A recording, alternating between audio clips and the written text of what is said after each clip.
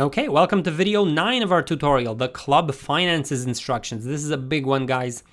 So first off, all the info that you input in the club section, the current weekly wages, the starting budget, and the preseason tournament winnings all gets ported over into this finances section.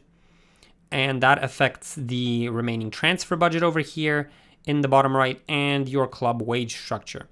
Now, before I get to that, I'll explain this Buzzko's contract calculator. So once you decide to buy a player, or if you're just re-signing a contract, you do it here in the calculator. You determine the player's role. Let's say he's crucial. You give the contract length to him, and you select whether or not you're giving him some sort of a money package, an increased wage package, or a double signing bonus, depending on the trait you have if you're trying to lure the player. And that might add a certain number to a signing bonus and to a wage range. Now, this signing bonus and this wage range is the mandatory amount you have to pay the player. And these values are taken from this club wage structure. Now, this club wage structure, like I said, is taken from the initial value you input as your club's weekly wages that you're currently spending on players. We're spending 1.9 million on players approximately. So that's our now. And our max is 5% more. That's how much I give you at the beginning of the game.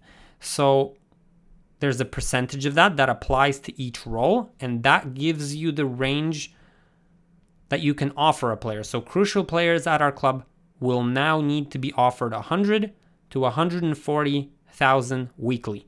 So that's reflected in the wage range, and the signing bonus is again, percentage of that multiplied by a number. Again, you can find the exact details on the wage structure formula and the contracts formula. It will all be explained there for you, but in any case, that's the mandatory signing bonus you have to give that player. So that's how the contract calculator and the club wage structure work. There's a reset button as always. Then you move on to your club finances section. Again, you've input the starting budget, which has been ported over, and the preseason tour, which again has been ported over. Now, in the first season, you get all of your budget, and that's fine. You can spend whatever you want. In season 2 onwards, you will get a percentage based on the traits you picked in the CoreDNA section. So we would get a base 25 plus an extra 25% of our ticket income. So once you input that amount in your postseason page, it gets ported over into here. Everything is done for you. There is, again, a club finances formula if you want to figure out what's going on. And that's your transfer budget. It appears nicely bolded here in this big yellow box in the bottom right. And the way it adjusts during the season is this financial adjustment calculator. So let's say you have sold a player for 5 million. Well, you input that into the box, you click execute, and it updates this by 5 million. Now let's say you sold a player for 10 million, or let's say you bought a player for 10 million rather.